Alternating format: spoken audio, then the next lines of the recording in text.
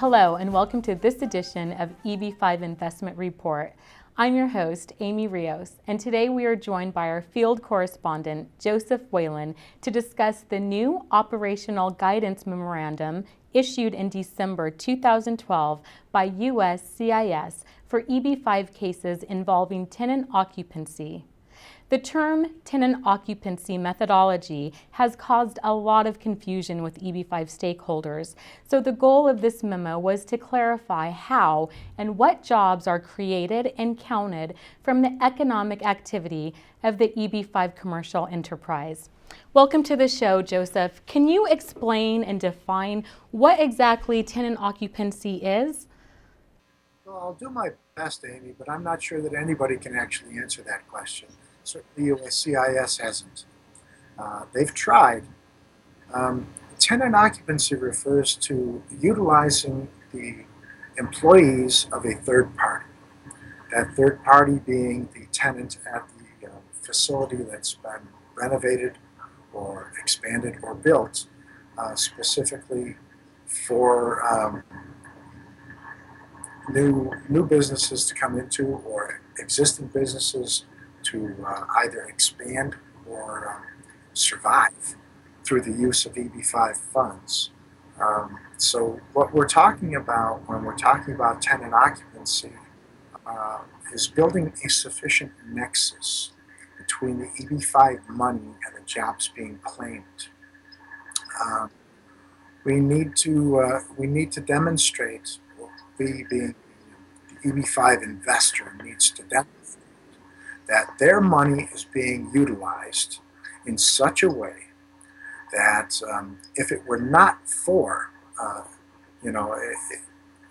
the term that USCIS is putting forth is but for type of arguments. But for this money, this job would not exist.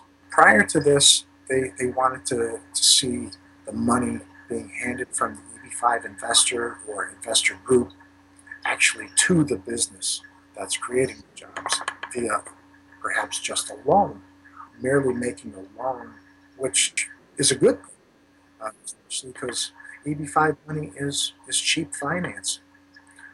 It's very low interest, and it's very helpful to the local economy to have that cheap money available. Okay, Joe, can you explain how this memo will affect regional centers? Well, regional centers are the only ones affected by it because a true standalone or direct EB-5 investor is not allowed to use any indirect jobs. And tenant occupancy methodology only affects indirect jobs and how to count them. So basically, this memo only addresses EB-5 regional centers. Now, can you tell me, I've heard of regional centers that will have a project that is, say, in a location that's surrounded by retail shops, coffee shops, and this business that they create, say it might be a medical office, that the employees that go to that coffee shop down the street every day, they may count the job from the barista as an indirect or induced job. Is this something that this memo is saying you cannot do? No, it's not. In the realm of economic analysis, there are three categories of jobs identified. The direct job, which is right there on site, and normally is the actual employer-employee type of job relationship. And then you have your indirect jobs as forecast through the economic model. Now, a direct job is there on site.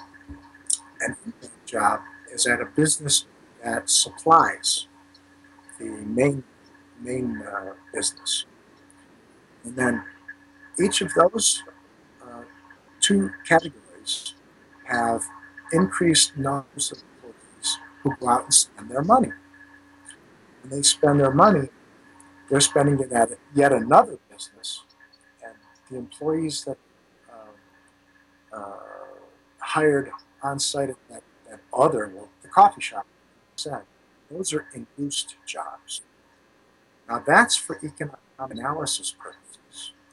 But for EB-5 purposes, there are only two categories of jobs. Direct, it's an actual employer-employee relationship between the EB-5 investor and the employee. That's what a direct job is for EB-5. Very few of those exist in a regional center. Even ones that are labeled as direct in the economic analysis are truly for EB-5 purposes. The other categories of indirect and induced are lumped together as indirect.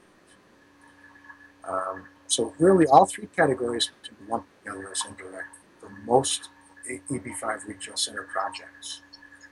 So in using the models, I'm sorry, in using the models such as RIMS and M-Plan, what jobs are they counting for their methodology of job creation? Well, with the economic analysis created through RIMS or REDINE, REMI, or whatever,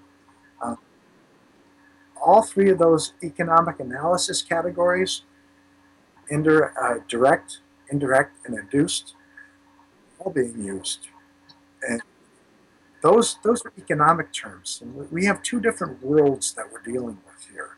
Two different rules, two different sets of rules.